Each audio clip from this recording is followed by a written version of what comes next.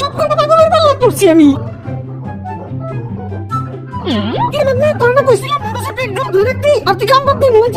আমি তো পেট দিতে পারি না, তাই কেমনি পরিষ্কার করা লাগে তা ইউটিউবে দেখতেছি। হ্যাঁ, কামসুর একটা। কিরে টুনটু, তোর এগুলো বিক্রি করতে দিছিলাম আর তুই এগুলো তুই মোবাইলে কি করস?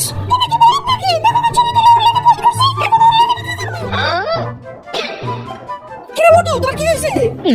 দেখতেছো না কি করতেছিস? ভাই দোকানের সামনে মেলা আছে কিনা এটা আমি স্ক্যান করে দেখতেছি, কাজ করতেছি, ডিস্টার্ব করে না।